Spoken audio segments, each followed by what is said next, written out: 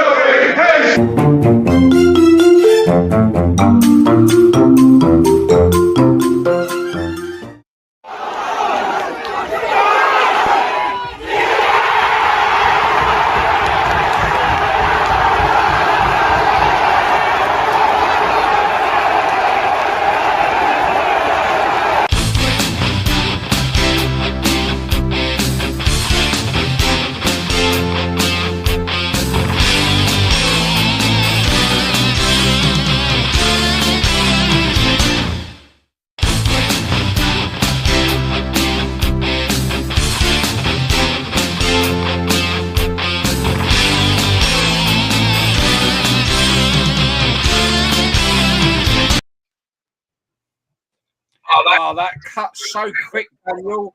We'll sort that out. Hello, everybody, and welcome to another edition of Proper Football Live. Yes, it's Sunday, bank holiday, so no one's at work tomorrow, so you can have a few bevies. Well, certainly I'm not anyway. So let's crack in, because we have got, there you go, Nigel's already on it in his psychedelic room by the looks of it. Right, look, we have got an awful lot to get through today, folks, so we're not going to beat around the bush.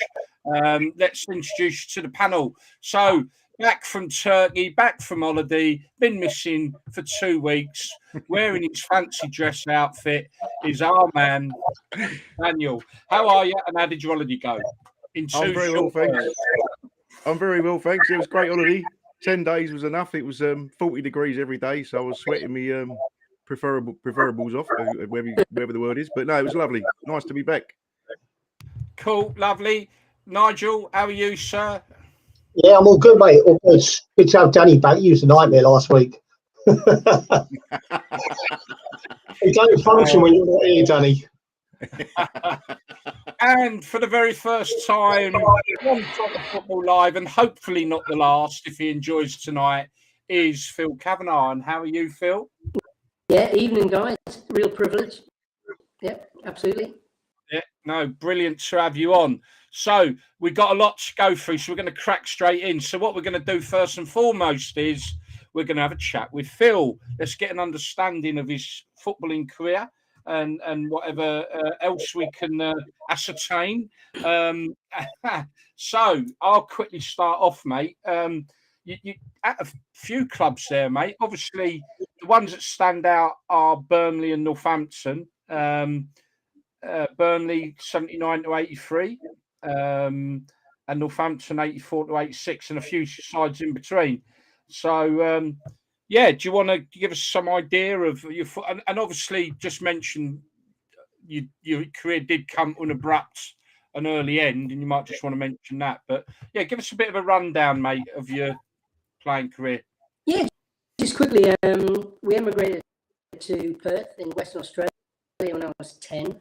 I played for, which is now Perth Glory, which was then Azuri.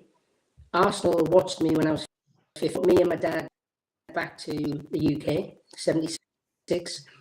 Bertie Mee got the sack. Terry, they said, go and join a boys club. Went with my dad to Newcastle. Within 2 games, ended up at Burnley, who were then in the first division. They put me in because I couldn't leave school till I was 16. 5 or 6 players, older players. I was homesick. My mum and my sister in Australia, my 15. Yeah, it was good. And then I signed as an apprentice, and on from there. Played with some fantastic players. So, just a question then. You say fantastic players. Who's the best player you've ever played against? And don't say Nigel. Well, actually, we lost the last game of the old 79 against Watford. We lost 5-0, and probably Nigel might have played in that game. I was there. I remember the game. We spoke about it in the week, didn't we? And it was my first season going to Watford on me Jack Jones, and I remember the game well because it relegated you guys, and I remember it because I know this is a taboo subject now, but I remember getting to go on the pitch because it was the last game of the season, and a copper helping me over the old white brick wall at the Rookery end, and the Burnley fans leaving the ground in dismay because it relegated them, didn't it? So I have seen you play, Phil. That probably wasn't my best game. But when I joined Burnley at that time, you had Leighton James. I played in the same team as Leighton James. Alan Stevenson was in goal. Right back was Keith Newby, had just left the club. Ray Hankin, Paul Fletcher, Stephen. You had the likes of Trevor Stephen come through, Mickey Field. I mean, best training ground probably in the country at that time. That's me. Turn myself on. Right. Okay. Look, I've got to say, Phil, we are having some difficulty with your audio, which is giving quite a lot of breakup. So we'll persevere. And like I say, the invitation for Phil folks to come back on whenever he feels like it is going to be there.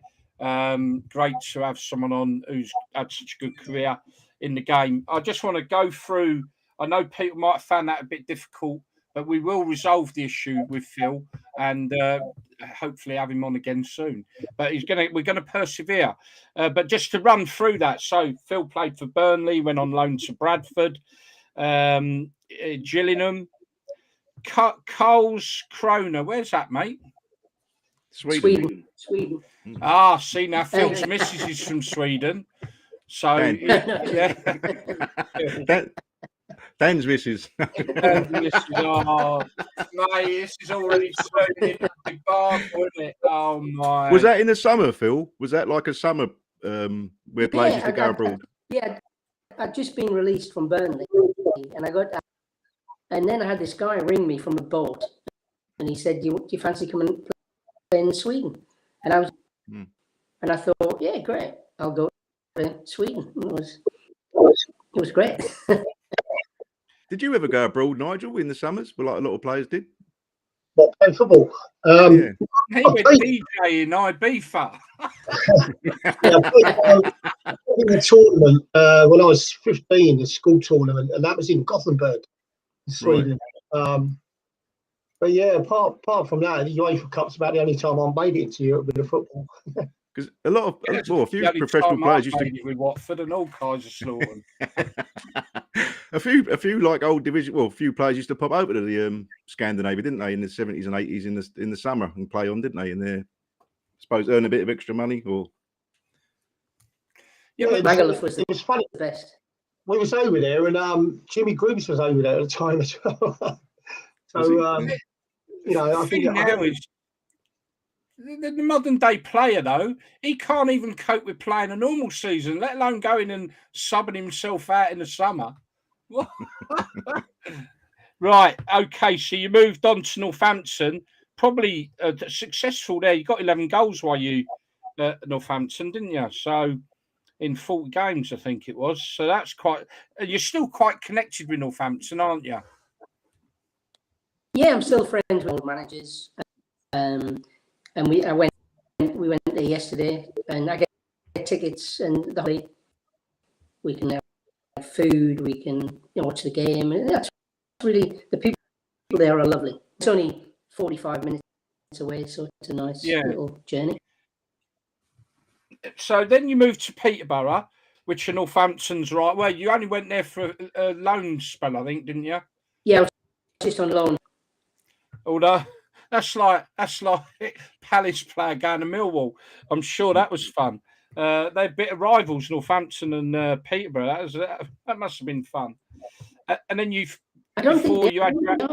sorry. No, before you had your accident, which we'll touch on in a moment, you finished up playing for Kettering Town, who are literally now 5 minutes up the road from where I live. and you played there until, unfortunately, was it a car crash that ended your career? Yeah, I was 25. I started a business. I opened a health club, and I had a few offers in the Football League. Who was the catering manager then, and he offered me a 2-year contract. The money was good. Trained, concentrate on the business. So I did that. And we won one of the big trophies. It was like the FA Trophy type of thing. Stayed at Kellogg, played for Luton, and stayed at his house. We partied. Woke up back to the health club, have a shower, sauna, and then I think it was 2 miles from home. 8 months later, I was in hospital for 8 months. 6 weeks in hospital. Mum and Dad were in America.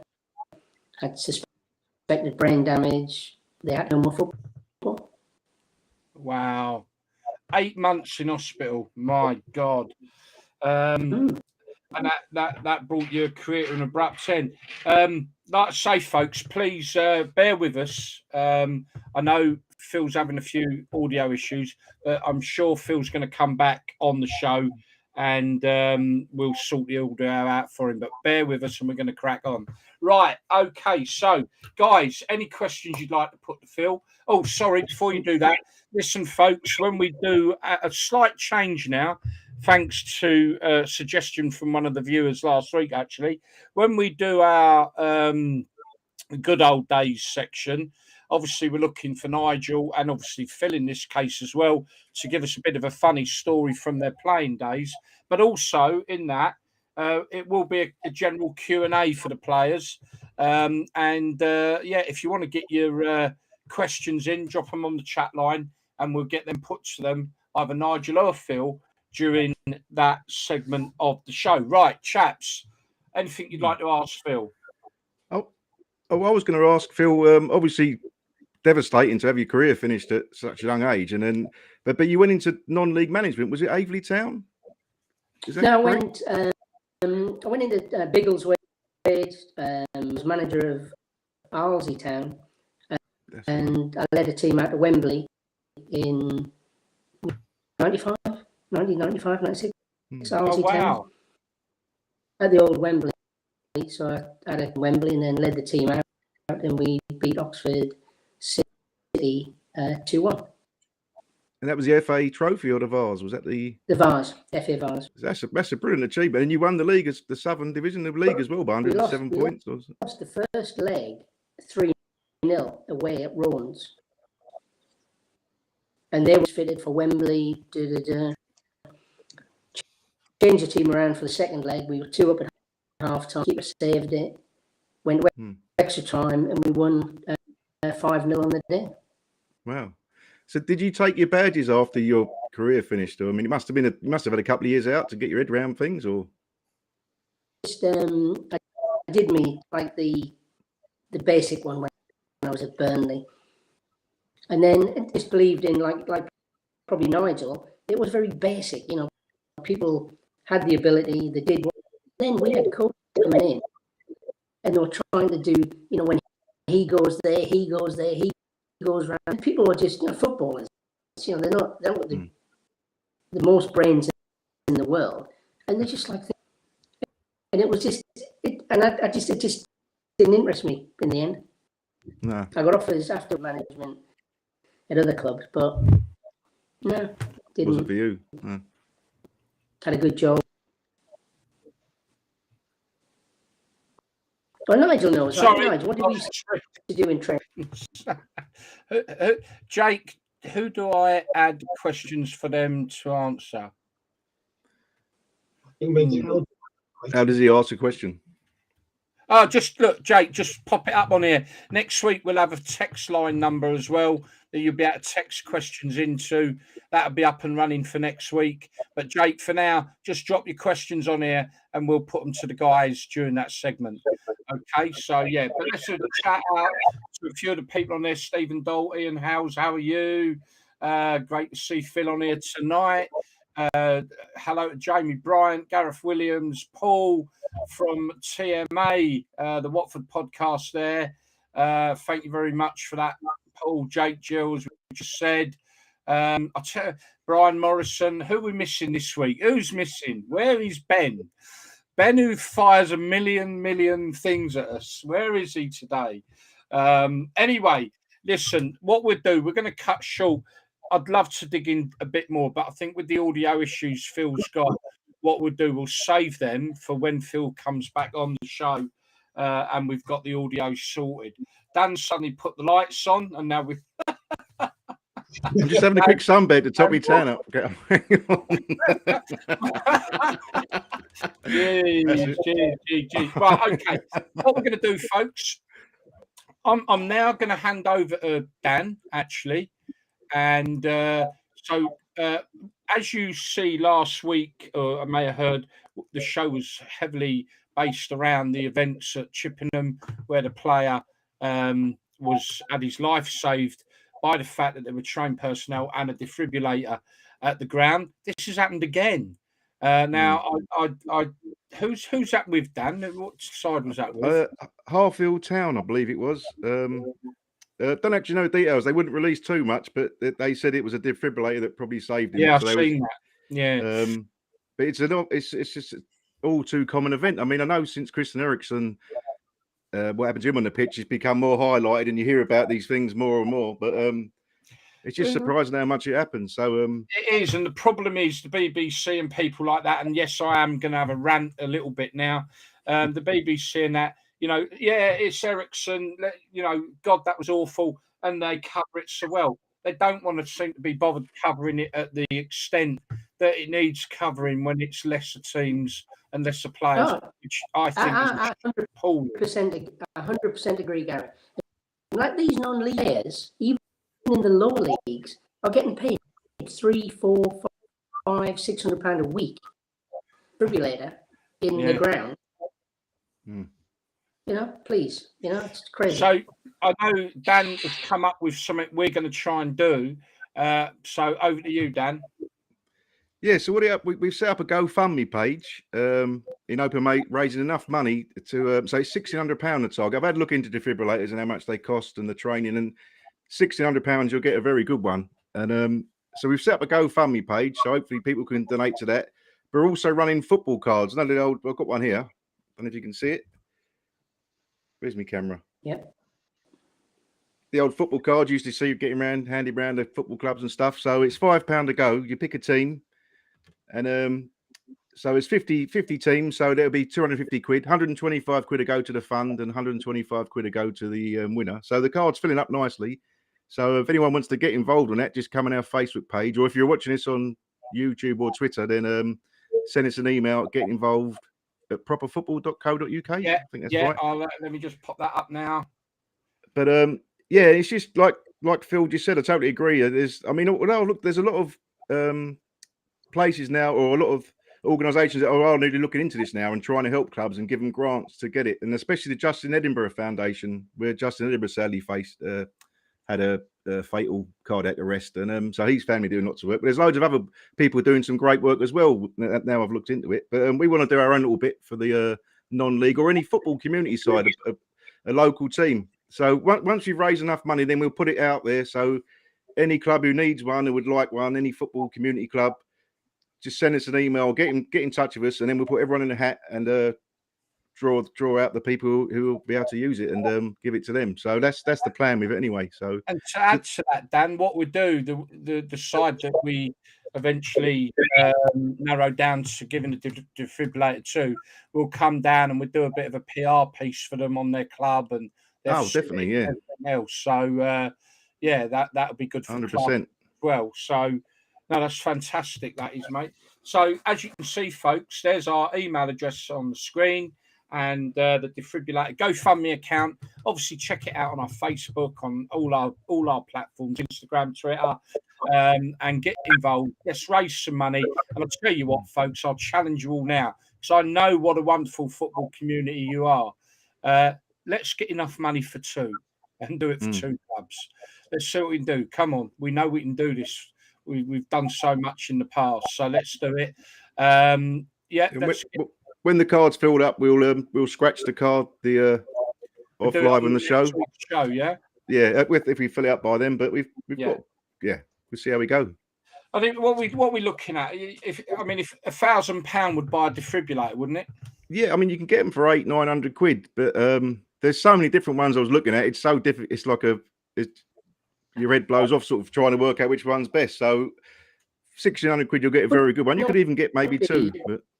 But should it not be like they have to do it? £1,000. All these clubs paying all the players, paying managers, etc. It not be, made sort of.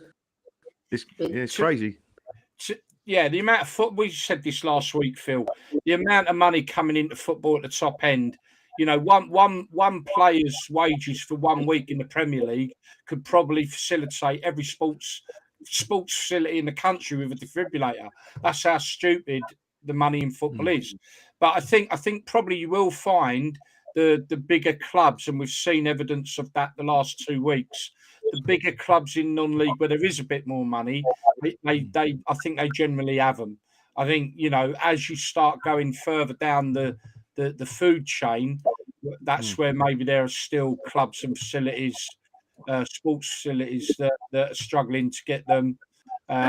Sure, like most non-league clubs who have gates between 100, 200, 300, if they put something together, their own club, and ask for donations, we need it, of what's happened to these young guys, they would do it. Yeah. Or the FA. I mean, maybe there's some clubs who do that. I think because we're just quite new to it, aren't we? Really, so I think we'll find out bits and pieces as we go along. I've never heard of it. I've never heard until I heard of any non-league player having what's happened to them. Never. I've never heard on TV, newspapers, nothing. No, and that's what's shocking as well. And because it's not getting that publicity, because the awareness, I think that's maybe the answer to what you're saying, is maybe the awareness isn't good enough. And there are clubs that maybe need to be made more aware of the need for these defibrillators, and awareness isn't there, and that's down to the lack of coverage from the media. But obviously there must be a need because of the likes of the Justin Edinburgh Foundation, who are trying to raise money for defibrillators. And when we say football clubs, we do mean grassroots as well. So I mean, it could be a sports centre that does football for kids, or a club of some sort. What if we can make an effort, then that'd be good. Yeah. No, definitely. Yeah. Definitely. Yeah. Right. Okay. Then we're going to move along, but that's well done, Dan. So let's move along. I just want to touch on a couple of subjects, chaps, and then we'll move into It's a Funny Old Game, because we got some quality clips coming up there. I need to turn my light on as well. So one of the topics that I do want us to quickly touch on, in light of what's going on with the energy crisis, it is being muted round at the moment, particularly amongst London clubs, non-league clubs, by the way, and is that they are considering moving through the winter months, the kick-offs to an earlier time, so as not to have to use the floodlights to save money on their energy. Just want to get some opinions off you chaps on it. Nigel, what are your thoughts on that, mate? Well, that's a hard one, really. I mean, are they going to get the attendances in the afternoon and midweek? If they change to daytime, there's people that have got to work, won't be able to do it. I think they're probably talking about their Saturday games, mate. So where they kick off at 3, are they going to pull it forward to 1:30, which would mean they ain't got. It's not going to happen at Premier League level or Championship, is it? No. This is non-league. Yeah, I mean, like the smaller clubs, they've got to look at that, I suppose. But this energy crisis thing it's affecting everything. It's not just football. No, it's everything. There could be a million things you go into with this, but it's all going to depend on the situation of the football club, isn't it? Really, Yeah. when they can afford to do that. Dan, what are your thoughts? Yeah, I think it's the Isthmian League they've been looking at, so it's more London-based clubs. Yeah, it but is, yeah, London-based, yeah. I think if they've got if it's going to save them money, I mean, I don't know how much it costs to have floodlights running, but at 3 o'clock, by the time it gets 4:30, it gets dark in the winter, doesn't it? You have to have the floodlights on. So I think it's a good idea, and then it opens them up. Like I think someone said, they can actually stream their games on them live because it doesn't go with that 3 o'clock blackout. Plus, you can get a ground hopper come on our page who follows the non-league teams, and he said you could get 2 games in, and it'll give you a chance to go in the bar after and watch a Premier League or Championship game and give money over the bar to the local team. So, if needs be, then it's got to be done, isn't it? But maybe that's the way forward for them to generate more money down at grassroots level. Certainly, I would think one of the other problems being is I'm guessing, and I know this from work or being involved in certain elements of work in buildings, is that all the top clubs will have LED lighting by now. Maybe some of the lower clubs aren't going to be on such cost-efficient lighting because it is quite it's an extremely expensive move over to LED lighting for the amount they would need. So maybe there's an element of they're running quite expensive lighting as well compared to some of the big clubs who are on LED. Without a doubt, they're all on LED now. If you look, which are a lot more cost effective. I mean, Phil, what do you think? Should they give it a go? I mean, I can't see the harm in it myself. Oh, yeah, I totally agree. If it works, not a problem. Yeah, if it works and saves clubs money. That's absolutely. I think Phil, like Dan, I'm calling you Phil now, mate. I think there's a great point there that actually I mean, look, non-league football this year, we've seen attendances go through the roof, and I think that that's a good idea. Whereby if they got a clubhouse that can have the football on, they can have their game. Hopefully, a lot of people stay back, spend money over the bar whilst they're watching Premier League football on the telly or whatever. That maybe is a good idea. But also, like I've already said, this year I do think that non-league football will get a bumper prize out of the World Cup. That if there's one out of the World Cup this year, Phil, we've been talking about this, and we're saying like we're not fans of the World Cup, where it is and why it is and why it's ended up there. It's all about money. It ain't about promoting the game. However, I think it's fair to say that there's a massive bonus out of this in that you've got a month of football where the top 2 tiers of our league are not going to be playing football. And we see this when you have international breaks, the attendances at non-league football go through the roof because people go and watch their local clubs. So it's nice to think there's a positive that for a month we're going to see really, really good bumper crowds at the non-league games. Which is historically what we do see. That we've been talking about that for a while. Sorry, let me just. But yeah, let me. There's a good comment here, Gary. In Scotland, they would have to kick off at 9 a.m. It gets very dark up here. It's always dull watching Watford, regardless of kick-off time. A lot of them have to anyway. I don't know if they've all got. Have they? They got to have electricity first, don't they? Yeah. Sorry, our friends north of Hadrian Wall. I'm 50% Scottish, by the way. Love them, really. I've actually lost touch with the quite a few people. Hi, and they're talking on there. Yeah. Okay, cool. Let's move on to what do we call it now? The funny thing. It's a funny old game. It's a funny old game. Funny old game. Let's move on to that because we've got some doozies that we're going to have on the funny old game.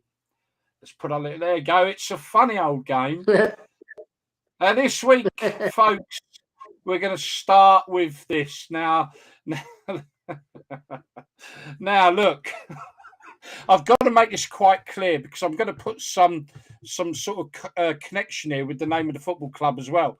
As you can see, now this is their away game. This isn't their home game, all right? But as you can see, Taco Bellend. But look at the name of the club. Now, all I'm going to say is this. If I was doing charades and needed to call Penistone Church FC, if I needed to call Penistone with 2 syllables, then the first syllable would probably mean me getting my old chap out. So cocktail sausage. It's a very old chap, very shriveled old chap. But look, as you can see, the name of the team there, you know, is if you want to, Peniston. And they're playing with behind the goal Taco Bellend. Anyway, I must make it quite clear that isn't their home ground. That was one of their away games, but that is a bit of a laugh and a bit of a funny. And I'm just going to tap that up with this one that we found. I ain't got a clue where it is. It's probably donkey's years old, and that was Stanley Bellend. Do you know the funny thing is we featured just recently Southend United renaming their and I can't remember what their stand, wasn't it? And it was the West Stand that they renamed, and it was the company's name that have bought the rights to the naming, Phil, is something Gilbert and Rose or something. Gilbert and Rose, that was it, something like that. So it's called the Gilbert and Rose West Stand. Which Rose West, and they've carried on with it. Anyway, that's some of the funny. Let's crack on with a couple more. What we got here? This one. What's it? Oh, so in the last few weeks we've been having a look at some of the burgers that are on offer. We looked at a couple last week. So this is what's on offer at Spennymoor Town for £4. And it looks like someone's had a bite out of it and all, doesn't it? There's more meat in a burger at Forest Green Rovers than that, I think. Oh dear. And you know, mate, I've realised the one video I've not set up to come on. I'm going to save it for next week. The hip flask. That's the best one of the lot and all. Oh, yeah. Right. Okay, folks. I'm going to put this one on now. So this is a penalty. Just watch what happens. Oh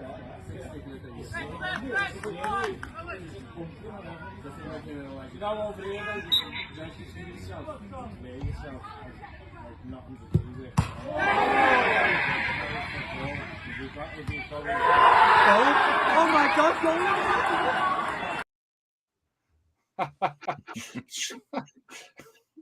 Can you odds that one? It goes that high up in the air. The player's able to nod it in. Right, let's see what else we got. Does he get an assist for that and all? I suppose he does. This is. I think this is in Brazil. This is quite funny. Da equipe do Vozão para esse jogo decisivo demais. Que é isso, hein? Oh, don't shoot! Don't shoot! Thank God we live in this country, eh? Oh dear, oh me. I think this is Brazil as well, isn't it? But this is I mean, we've seen some crazy penalties, haven't we? The staggering up and all that sort of stuff. Portuguese second division. This one. Oh, is it? And yeah, we've seen all that sort of penalty taking. But watch this one. Not seen one like this.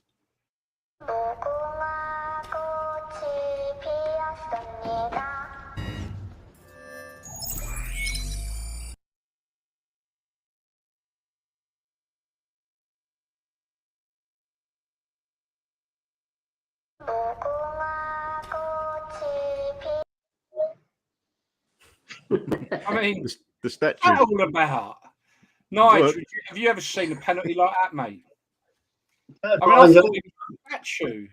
I played in one of the cup games for Derby against Wimbledon, and John Fashion, who was in the side at the time, and it went to penalties, and Pete Shield was in goal, and John Fashion has put the ball down on the spot, and he's turned around as if he was going to walk back to take a run up. And all he's done is he's turned around completely and poked the ball in the bottom of the net. And Shilton's going, I wasn't ready. And the referee sort of gone, well, either was I, but he did know what to do and he gave the goal. It was genius. You know, he just done a complete turn and just toe poked it into the net. And it was almost like the referee weren't ready for it. Shilton was just waiting for him to go back and take a run up. So, yeah. Did you two take many penalties? Oh, snap. Phil, did you and Nigel take many penalties, Phil? Did you take many penalties in your career? Yeah, I took a few. I think I scored about 7. But we were playing Oxford League Cup at Northampton, and we got a penalty in the last minute. And I always used to go to the keeper's right, and Steve Hardwick was in goal. And I put it past the post. What about you, Nigel? Did you take many? Graham Carr was the manager, and honestly, I'm sure he didn't speak to me for like about a week or 2. You know, because everybody can miss a penalty, but yeah. Darren Ashley, there you go. Now, funny thing about Darren Ashley is me and Phil were talking in the week. He's put up a point. Darren runs the memory football memory page, and me and Phil were talking. And he says, "Oh yeah, I meet up with a fella called Darren Ashley, who runs the I can't remember. I'm actually on the page, but soccer in the 80s, Darren Ashley, isn't it? Yeah. And me and Darren, I was his manager for a long, long time, and we played a lot of football together. Not that I was very good at it; he was very good at it. But yeah, that was a small world. But how are you doing, Darren? Nice to see you. But yeah, that was interesting. What else we got? Ian Hales, Gary, the Twitty Palace fans strike again. Witty. Witty, yeah, witty. What we got here? Let's have a look here. One more, let's have a look. Jezzo, press his head like that, striker. Okay. That's what he looked like, didn't he? Over me head. No, the player, his position looked like a Sabutio corner kicker or the old striker. I get it now. Sorry, yeah, I get it now. Gail, you played that. The footage you showed, it carries on, and he got another penalty in exactly the same game. Did exactly the same, and the keeper went the same way, and the keeper just saved it. So it wasn't a very successful penalty style. Yeah, you got that one right. We're going to move on a bit now. What we got left? Let's have. Oh, this is. Let's have a look at this one.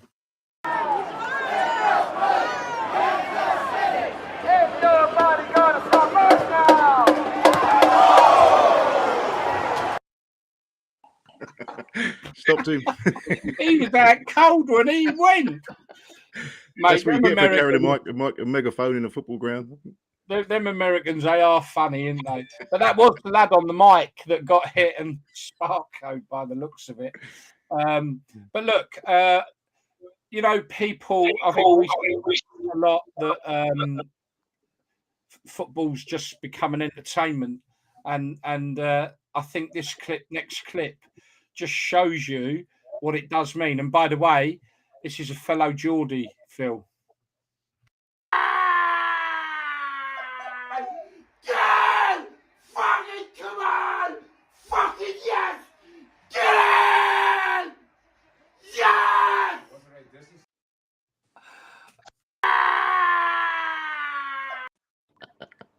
Yeah, that was me. That was me today when Newcastle equalised. Yeah, what a goal that was! Oh, Mate, see, it is a religion, football. This is the message I keep trying to give. That Geordie has just given me the ammunition to say it again. Football is not just a product. It is not just a cinematic experience. Football is a religion to many people. It is our church when we go to football. You know, so some of these people need to get it out their heads that, you know, passion shouldn't be in football. Okay, that's pretty much the funny's done. What I'm going to do now, this is a lovely, lovely video of a young lad who's gone to his first game. And we're just, let's put it up. Riley, you ready? Go on him.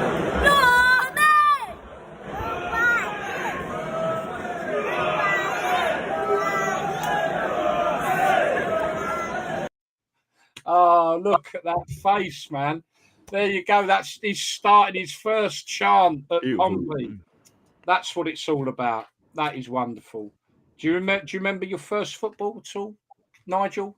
That's a good question, actually. So, because you went straight into playing, did you ever actually support or were able to go and support a side, or was it just straight into the game? No, I went to Watford games back in the days when Barry Indian and Duncan Wellwood and that. But I actually supported Man City when I was a kid. The Dennis Stewarts, Glory Hunter. I know we Man City back then. No, not back then. No, everybody's Man United back in them days, weren't they? But I actually went to City for a trial to see if I could have a trial with them, and I was only 11 at the time, and they said contact us when you're 14. And during that time, I started with Watford at the age of 12, and just stayed with Watford right the way through then. Cool. What about you, Phil? You become a supporter because, like for you, with your career being cut short, you now go and support Northampton quite regularly. Did you ever, when you were younger? You're a Geordie fan, though, aren't you? And he's had a season ticket until he was about 82. So he was until we went to Australia when I was 10. So my biggest hero, who I met years ago, was Tony Green. He was my idol. He was my that I ever thought as a kid, and that was like Malcolm McDonald era. Yeah. But it is lovely to see the look on that kid's face when the lads start chanting after he said, "Oh, wonderful!" It is wonderful because I think I remember my first game, and let's have a look. Gareth Williams. I remember the guy at Pompey with the long hair. Mate, John. Pompey John. There's been a lot of controversy about him lately, isn't there? He's been banned. Banned and all that, yeah. Let's have a look just so we can involve people. Get your questions in for what's this? If you get the chance, can you? Do you know what? Not yet. I've jumped the gun on that. So sorry, Jake, but we are going to ask him about that. He's got a heads up on that now.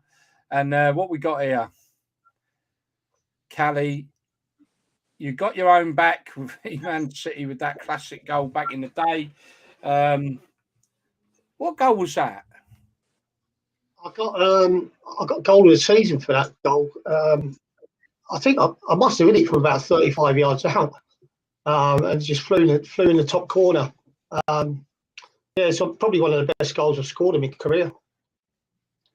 Really? I think there was some TV coverage of it somewhere. It's on one of the Watford. We'll have to see if we can dig it out. We'll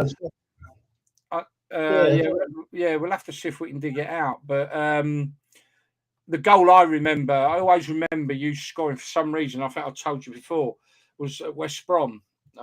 That one sticks in my head all the time. I don't know why, but I think you'd run. Yeah, I got goal of the season 3 out of 4 years running. One was West Brom game. The other one was Man City, and the other one was a goal against Newcastle, first game of the season up at Newcastle's ground. So I got goal of the season 3 years out of 4, which is when it showed up many tap-ins. Wow. What's your most memorable goal, Phil? Just asked about the hat-trick at Northampton. All right. Well, no, we'll hold that one. Because we're going to move into that now. In the old second division, when I made my debut at home at Orient, my first away game was against Notts County, and we won 3-2. And I scored a couple for Bradford City when I was on loan. But then we'll come back. Yeah, we'll come back to that. Right. Let's not waste time because we've still got to do Gary's rant, which is kindly going to be taken by Nigel. But we're going to move straight now into the good old days. Look, Satan Greavesy there, teletext. Look at that. And yeah, everyone queuing up outside the old TV shops to see the result. Look, oh, look what you captured that one well. Look, Derby County 0, Newcastle 1. Right. Right. Okay. Good old day, folks. If you've got any questions to fire to Nigel or to Phil, get them in now, and we'll put them to them. We'll kick off with that question. Can we ask Phil about his hat trick for Northampton v Torquay in 1984? Believe it was. Oh, it cuts dead then, unless there's more. 82, I think. I just say yeah. 84. So 84. Yeah, so I mean, Jay, yeah, because I've been. We sometimes have a drink in the players' bar, and all of a sudden, Jay, who I only met, he came. He got some more programs of mine, and he got me to sign the programs. And like, no, your autograph. You think, how did I do it years ago? Did I sign it? Peter, did I? So Jay came along with programs, and every time I go there, I meet him, and we always say hello. And he bought that program when I scored a hat trick. He bought it on eBay the other week, and he's just a lovely guy. He's a lovely kid. Yeah. You know, he's only a young guy. So a hat trick. He's Nigel, so you got a hat trick there. So Nigel, did you ever get a hat trick? No. Closest I came a hat trick was the Notts County game. Where Right. I got a goal in a month now. I got 2 goals, and I had a chance of a hat trick, and I think I put it over the bar. But that's probably about the nearest I come.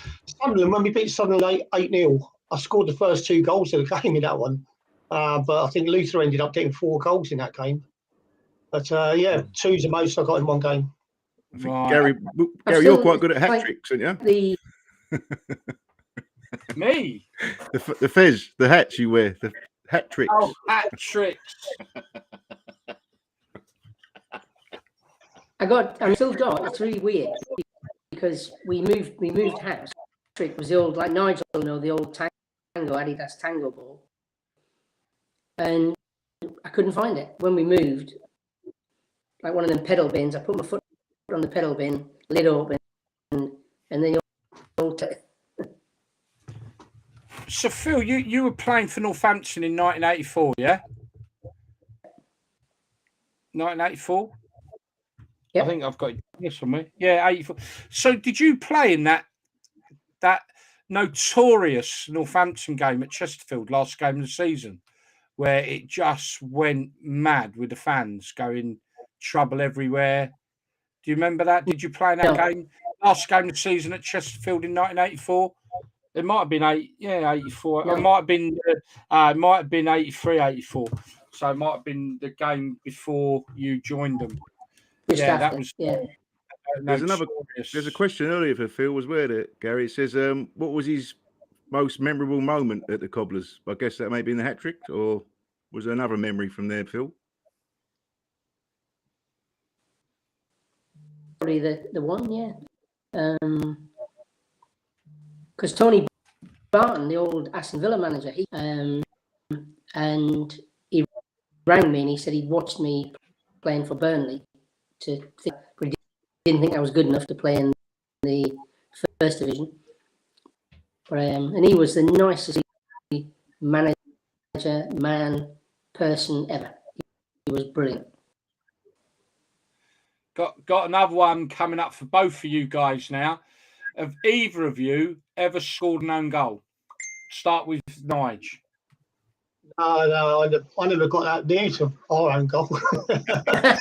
I used to run on the full back. I've never scored an own goal. No, I never Phil? went that far back either. No. There you go. Right, Darren's asking Phil to tell a story. To be honest with you, it looks like it's going to be one, but we're going to save that. He's asked us if you could tell the story of being pranked at Chelsea with your teammates. Phil, if you don't mind, we'll save that for when you come on the show next week. Come on. We'll save that one. Darren, we're going to try and remember that. When Phil joins us again, make sure you come on and ask that question then, when we got a little bit more time. Yeah, it's There's quite one from have Lee we Penny got here, any more? girl. This is question for Callie. A little bit deep, this one, but do you ever regret cutting your career, your football career, Nigel? It's come from Lee Penny. That's a difficult one. I had 3 horrendous years at Villa. I think I fell out of love with the game because of the way I was treated up there, and I always said to myself that when I didn't enjoy playing football anymore, I'd give it up. And I took a complete break. I went to Corfu for about 4 or 5 months, and then I came back and I trained with Millwall from about October until the end of the season. And it was only probably about a month before the end of the season I was actually match fit and competing. I had one of my best games, and Mick McCarthy said to me, "Can you stay and do pre-season? I might be able to offer you a contract." But at the time, I weren't earning money, and we weren't on good wages back in them days. And I decided to go back over to work abroad. And then I came back after that, and I went to South Africa to play football over there. And by then I was about 32, 33. I was into me DJing, and nightclubs weren't taking me serious because they're going, "You're a footballer, you're not a DJ." And so I had to make the decision whether to carry on. At 33, you're probably thinking you got 2 more years playing football. But I decided just to go into the DJing stuff and go that way. But yeah, if I was in love with the game and if I was wanting to go into management or coaching, I would have stayed. I mean, I love football, and nothing will ever replace that. But I don't regret it because, in my career, I played in an FA Cup final. I played in the UEFA Under-21 final, which we won. I got 8 England Under-21 caps. I got a B cap. I played nearly all my life at the top level. Come runners up in Division 1 when we finished runners up to Liverpool. So I've been lucky. So I think if anybody's done that in their career, they'd be a bit stupid saying I've got any regrets about your football career, because I haven't, and I could have gone on a bit longer, but I achieved a lot in my career that a lot of players don't ever get to do, so. And I know players that have played from 18 till they're 36 and probably never played at any higher level than maybe League 2 or League 1, but they've had a good career. But so when people say, "Have you got any regrets?" Not at all. No, agree there, Nigel. Absolutely. That's cool. Well, time's not on our side. Sorry, go on. Yeah, sorry. No, you're right. Go on. No, I was playing in the old second division when I was 18. I bought a house when I was 18. Changed because now you'd never be able to do that. How can you live on your own at 18 in football? And my form just dipped because I was doing all the wrong things. Nobody pulled you aside and said, "What are you doing wrong? But you're on your own at 18. I mean, Nigel knows, as a DJ and a footballer, do it. Brilliant. You know what, Phil? It's been a pleasure, having you on. It's just such a shame the audio's been a bit iffy. So please make sure you come on so we can revisit some of this as well. We're going to move. I'll sort that. Yeah, I've really enjoyed it. Yeah, we'll have a chat about it after. So when we stop, if you stay on, right, we are going to move into. Come on. There we are. Look at the steam coming out my ears. You know what, folks? Not this week. I'm handing this over to Callie. Go for it, my son. Yeah, we had a chat, me and Gaz, about this. It's really starting to pee me off with these teams putting out weakened sides for what used to be the League Cup matches, the Lesser Cup. And, the subject was brought up that, they reduced the ticket price for these games. And I think that's a complete load of rubbish. I think at the end of the day, the fans go to a match and they want to see the team win. They go to a cup match and they want to see the team go on a cup run. All right? They don't go there to watch a reserve team. They want to win things. They won the day out of Wembley. They wanted the semi-finals and all that lot. So I don't agree with these teams that are treating the cup like it's a reserve match, putting out weakened sides. And if I was a fan, I get no enjoyment out of that at all. Yeah, if you want to blood a few youngsters, do it, but don't Watford losing Milton Keynes, unthinkable in my day. That, and I tell you what, Ten Hag at Man United, he had them all in the next day when they lost, all right, and he went for a run. And I thought, fair play, mate. That's how Taylor was with us. You didn't get a day off the next day just because you played a match the night before. And I just think that the more games you win in a row with the same team, the more consistent they become, and the more better they become. And I think they're taking it for granted that they're going to be in the playoffs. That's why we want to keep our best players fit and all that lot. There's no guarantee they're going to be in the playoffs. I mean, Watford's form has dipped, and we mentioned this when they played West Brom and Burnley. They were lucky in them games. All right, they've now lost to Milton Keynes and they've lost to QPR. All right, and if they can't recognise the signs and the signals, I can see it myself, and I don't even watch the full match. But I think it's a Mickey tape with these, teams like Man City. They've got a squad strong enough to put a reserves team out and beat most of them teams. The likes of Watford and QPR, they haven't. So why are they doing that? That's my point. I can't get my head around that. And when the fans go away, they're going to get annoyed as well. Your point's proven, Nigel, because they lost the weekend, didn't they, Watford? So what did that? They lost at home to QPR.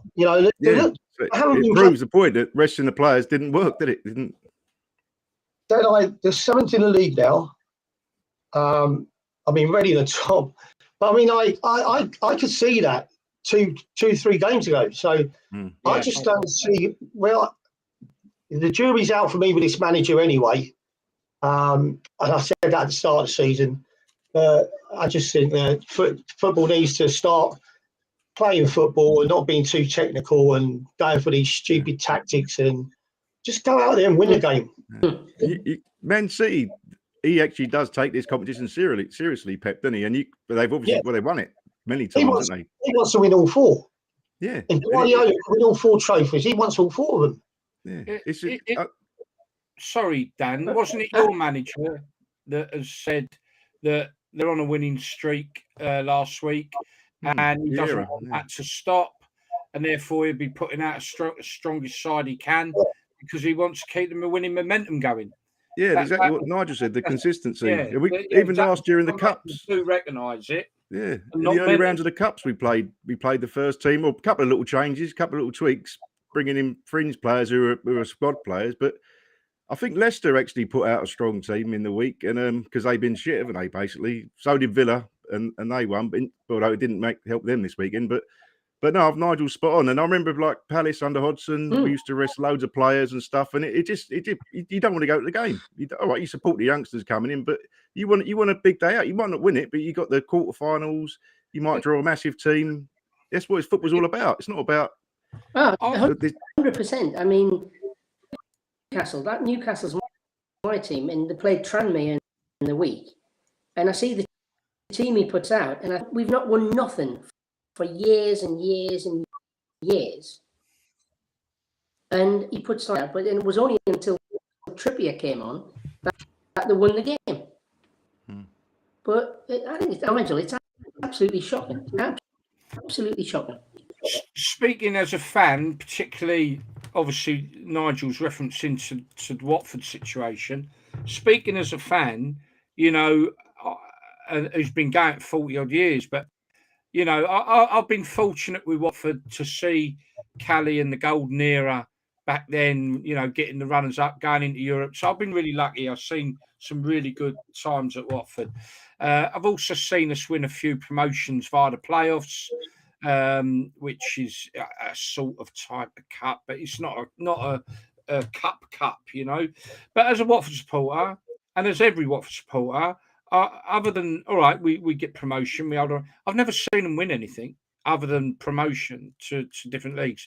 Other than that, they've never won nothing, The one thing we get thrown in our faces by them dreadful people who are 20 mile up the M1, who live near to you, actually, Phil, is that we won the League Cup. You've won nothing.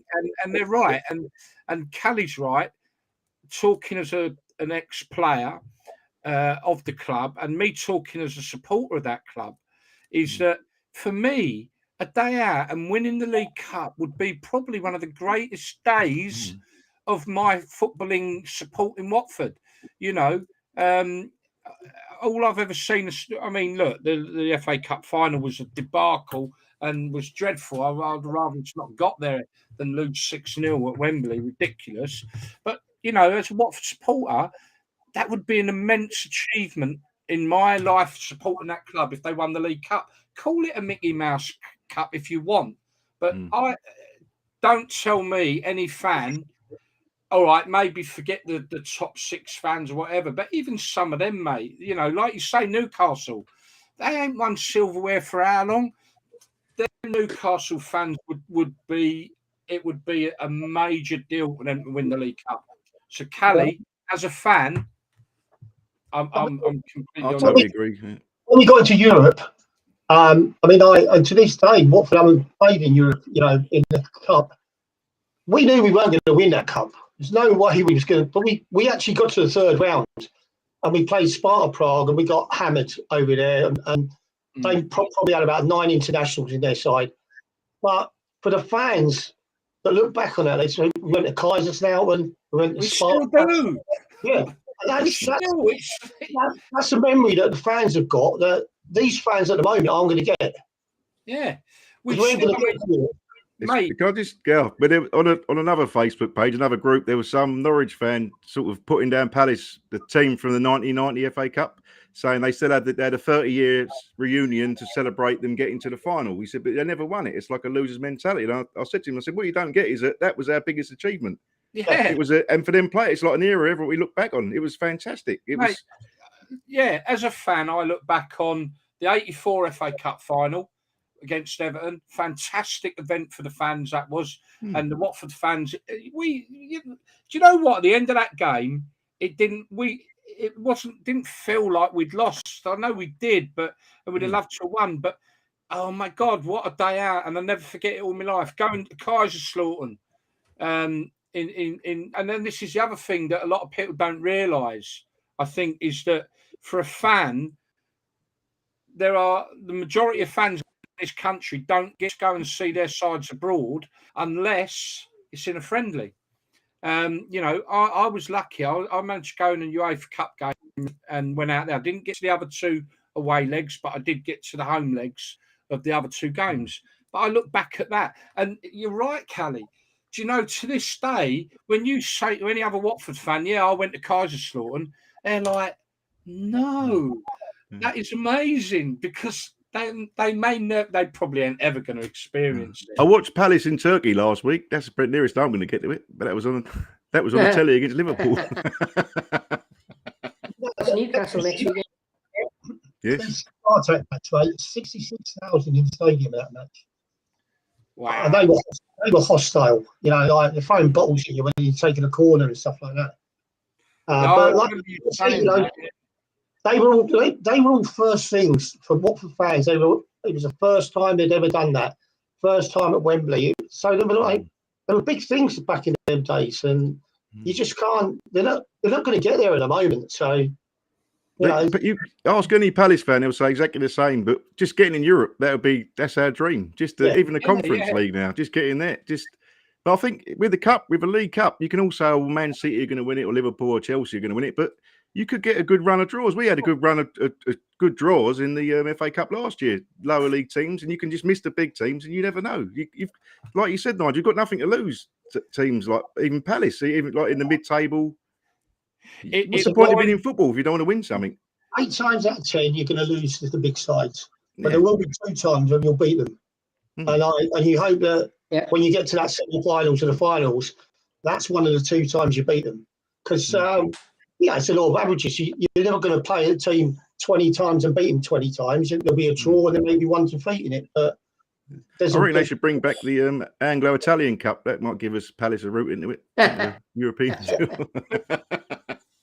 It's just absolutely the biggest regret I got about going to Kaiserslautern was I was a 16-year-old lad at the time, or was I 17? Maybe 17, I don't know. Anyway, and it was my first experience of French beer, because we stopped in Metz on the way to Kaiserslautern in France, and unfortunately, I drank that much French beer, not realising how strong it was. My memory of the game at Kaiserslautern is very, very vague. It's a huge regret because in all the time, the early time, and I remember snippets of my experience because I drank too much. So a little bit pissed off with myself with that one, I've got to say. But yeah, no, I just don't. What really annoys me, and this is me being out of still jumping and have a little rant. This is Gary's rant. What really annoys me, and it really does annoy me, is when these people in their ivory towers of football scoff, and this includes some of the fans as well of the big clubs, scoff at the Europa League or the Plate League. They scoff it. Oh, what's the point of that? What's the point? Do they not realise how much more fans than not would give their right arm for their club to be in Europe? Look at West Ham fans last year, girl. They loved it, didn't they? At the top by the fans as well. And yes, if you're one of them, I'm calling you out on it, because don't scoff at it, because you don't know how lucky you are to be able to follow your team in Europe. Sometimes I wish the European Super League did happen, so them certain teams can piss off and leave us to have a chance. Exactly. Who's that? I can't knock the Anglo. We got to Wembley against Genola. Just don't mention the 5-2 result. Who's that? You've mentioned it. I've mentioned it now. Andrew Foster. He's a Port Vale fan. He kindly donated for 2 teams, I believe, on the defibrillator thing. So you thanks know very what, much for that, Andrew. Yeah, no. So anyway, look, I think we've run our time. We've gone 6 minutes over. The big question, Phil, you're going to come back, aren't you? Oh, absolutely. I've really loved it. Brilliant. I can't do next get that audio sorted. My dad, can you hear me? My dad's 86 and he's got the onsets of the so I'm going to go on. I'm going up next week with him. But after every Sunday, so I'm happy to. Yeah, well, look, we'll work out a few dates for you to come on, and then we'll work on the audio with you as well. Just a quick chat about the weekend's football league. We haven't, and we're not going to be able to get round to that today by the looks of it. So, well, let's mention one result: Liverpool getting 9 goals against Bournemouth. To me, Bournemouth are not a club, are not a Premier League club, and never will be. And I'll tell you my reasons why I think that. One, I don't really like them as a club, but the main reason why, for me, is they. I know what you're going to say. Ground several years in the Premier League, and they did nothing to improve their ground. And I just can't believe that they haven't, with the fact that they are spent a reasonable amount of time in the Premier League, plus they've gone back into it again. So they're up there, and they have got money behind them, without a doubt. We know that. I just can't understand why they don't improve the facility. Terrible result, wasn't it? Celtic won 9-0 today as well, I should mention. But just saying, Celtic won 9-0 as well today. That's probably worth someone earlier. Oh, wow. That's like Sunday League football up in Scotland, isn't it? Yeah. Right, what we got here? Someone putting up here. Great to see you back, Phil. That'd be good. And someone agreeing, yes. Gary Townsend, UTM. Just mention the Liverpool game. I did put on our page earlier. Was it patronising or classy when Klopp went over to Parker before the game had finished and consoled him? I found it slightly patronising. No, I don't think that was his intent. I just wait till the game's finished and then go over. If Parker looked like a little boy when he done it, it just didn't. I don't know. He looked very embarrassed on the interview. It's like he didn't know what to say. I think one half of him wanted to lay into the players, and the other half of him just didn't really know what to say, because it's probably the first 9-0 he suffered in his whole career, probably. So Dan, was maybe, it? Dan, You're maybe talking you Liverpool, and then you sorry. look at Man City. I mean, Inga Haaland, he's strong, man. Them goals that he got. Unbelievable. He's Unbelievable. humanoid. Yeah. Yeah, He's not He's- real. he's going to be a superstar this year. Dan, maybe 22. you can What about console Liverpool. What about Mitrovic? Sorry, go on, Phil. Mitrovic Mm. at first has been like a monster. He was excellent against Arsenal, Really? wasn't he? Played really well. But I mean, the goals, and he's now continuing in the Premiership. Dan, maybe you can give some consoling words to Bournemouth fans, being that you've been there and done the 9-0 drubbing at Anfield. Yeah, I was there that fateful Tuesday night, 1989. I remember we got the train up there. I lost all my money playing cards as a 16-year-old, and I had to borrow the seven quid to get in. But the bus from the Lime Street to Anfield got bricked, and so I was a bit covered in glass as well. Then we went in the game, lost 9-0, missed a penalty, hit the post at 1-0 as well. John Aldridge come on to take it. They won a penalty and they brought John Aldridge on just to take it because it was his last game before he went off to Spain. Then he scored, took his boots off, threw him in the cup. But it's a game I'll never forget, obviously. But it was a great night because 4 or 5 months later we beat them 4-3 in the FA Cup semi-final, which was a massive turnaround. So it's not the end for Bournemouth. It's about the next game, and I think the next game after that we drew 0-0 or 1-0 at Southampton. We went down there, so I'm not writing Bournemouth off yet, but I think the league's a lot tougher now than it was back in '89, or '90, whenever it was. So, what do you think about Lampard and Gerrard? Both struggling, aren't they? I think with a defeat like that, and it's the confidence in the players that he builds. I mean, Man City beat Watford in the final 6-0. Watford's first 7 games of the season, they were still suffering from that defeat. You know, and it's a psychological thing. You know, like when you Parker got the experience to pick him up because I mean he looked like you said he looked shaky, didn't he? He just. It'd be interesting to see what his training methods are this week. You know, whether he's going to try and do a team building confidence week, or whether he's going to really lay into them and start getting into them. Because you know, with us at Watford, Taylor would have ripped into us. We'd have probably been in morning, afternoon, and night after that performance. But it's different these days. You know, managers have got their own methods, their own different methods of training players and going about matches. So I'd be interested to see what his training methods were this week. Do you not think like the English Premiership is becoming like Scotland? You know, now I just think the money buys everything. Yeah, definitely. I completely agree. And we've said it on many shows or I have anyway, at least, where I believe what will happen is, and I think we're beginning to see it now, is the Premier League will become elite because the clubs that go up will never, ever compete. Now, if you look this year, Forest, the money they've spent, if they go down, they potentially they are done for. They look good today, though. Yeah, I don't think they will. I think they will. They lost, but I think for any club to stay up, and I think the other big interesting thing is will they do something with the parachute payments in the future?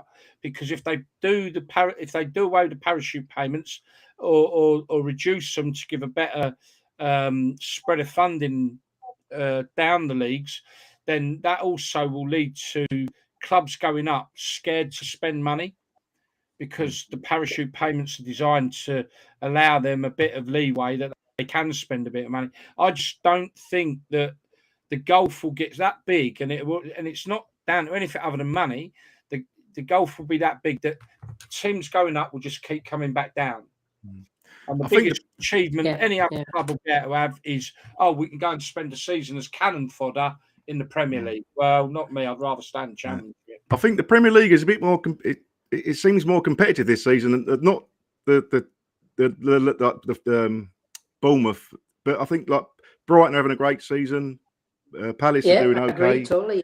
There's like Newcastle making. I think the bigger teams are going to drop more points this season than they did. I think it would tighten up. So I do agree with Phil there, saying it did become like the Scottish. It has been like the top two, isn't it? For the lot, the top two are always going to be up there as it stands with their players and their squad. But I do think that the league's going to be a lot tighter this season. Hey guys, one show you have to watch if you haven't watched it, and you must Ted Lasso.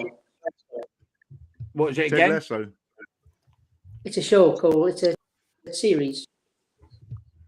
The It's American. like on Netflix or whatever. Yeah. He's an American football coach that coached a Premiership side in the UK called Richmond, and it is the best thing. You'll just want to watch it all the time. I've been meaning to watch it.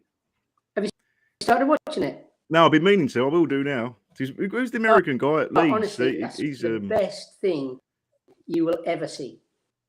Right, I'll give that a go. It will make you laugh. It'll make you unbelievable. Okay, cool. I mean, look, just finishing off on that subject, like I completely agree. It does look more competitive, but I do think that the teams currently in the Premier League over the next couple of seasons will consolidate their position as a Premier League club, and anyone trying to break into that elite group will predominantly only do it for one season.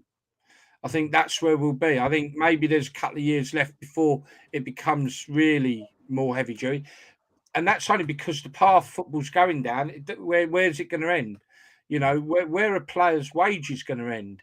You know, then there's nothing in sight to stop. You know, we're starting to see potentially £1 million a week players. I mean, how? I can't support that, by the way. I cannot support that. The Premier League, and you know my feelings about the Premier League, but it's only because Gary, the problem is, and I've had this argument a few times. If you've got a son and he's got fantastic, he's a fantastic footballer to do, earn 500 grand a week or be a bin man, that's you cannot get away from the fact that that's what it is. Like Nigel, me and Nigel, if we were playing like earning fortunes, and if I had a son, I'd paid to pay that amount of money for players and pay the wages and give them all. Northampton Town yesterday, they're in the old 4th division. They all drive out. They've all got rents. They've all got every one of them. Right, chaps, listen, I've got to blow the final whistle. Callie's got his stream, everybody, at 8:30. Catch Callie. I must get back in swing. Dan, are you doing any mixed cloud soon? Or I'm going to pop on tomorrow afternoon, I think. Bit of Soulful House, bit of soul funk. Okay, maybe. let me know what time I might go on tomorrow afternoon. You let me know what you're doing. Add me on Facebook, please. So I listen to Callie most nights. Yeah, okay. Yep. My favourite song. There you go. Join Callie at 8:30 tonight, folks, for some banging tunes and great chitty amongst his family of fans. It's a pretty great experience. So join Callie at 8:30. Hope you've enjoyed it. Phil, it's been an absolute pleasure having you on. We look forward to getting you on more regular and getting that audio sorted out for all the people that watch. Absolutely. I'll get and watch. And watch last week. I've got to say thank you. The support for the show is building. Last week was our best ever viewing figures by a long way, actually. So thank you, everybody. Get it out there. Let everyone know what we're doing, and check out our Facebook, Twitter, and YouTube. Please subscribe to our YouTube channel because we really need to get that up to be able to make more of our YouTube channel. And that's it for me. Have a lovely bank holiday. Catch Callie tonight, possibly me and Dan on Mixcloud tomorrow. Who knows? And Phil, we're going to arrange to get back on very, very soon. So, last words from you, Thank Callie. you guys. Really appreciate it. It's been a pleasure. Last words from you, Callie. Yeah, cheers, guys. And I'll probably catch you later on Phil on the stream at some point. Yeah. So, everyone. Last words, Dan. Yep, I'm off to my fancy dress party now. Yeah. Got me clown's outfit on. No, enjoyed the show. Lovely to meet you, Phil. Look forward to seeing you again on here, mate. Yeah. Have a Phil, great last word from you. holiday. Last word from you, Phil. It's been brilliant. I'd love to come back on. Oh, It's been brilliant, really brilliant. nice. And brilliant, absolutely brilliant. Been a pleasure. Last word from me is, Dan's going to put a lot of work into it, even if you don't know it yet. He's going to have to put a lot of work into this fundraising for a defibrillator. Please get behind it, support it, and let's see what we can do. I would like to see us as a football community get behind, maybe being out of a full 2. That would be fantastic. Let's see how we go. But please help and get behind it. That is for a defibrillator on GoFundMe page is set up with that, and then check out all our platforms for that information. And of course, the football card. That's it from me. Have a lovely bank holiday. Thank you, gentlemen. It's been a pleasure again with you guys, and we'll catch you all next Sunday. I think I've got Boatsy, which is Gary Clark from Nottingham Forest and Colton Town, coming on to talk about the start for both their clubs, both his clubs. Obviously, he is the marketing manager for Colton Town and a very big Nottingham Forest supporter. So 2 interesting clubs. We're getting insight into the start of their seasons next week, 6:30 Sunday. Be there or be square. We'll see you all later. Bye for now. Cheers, guys. I'm not ready. Thank you. I'm not ready. There we go.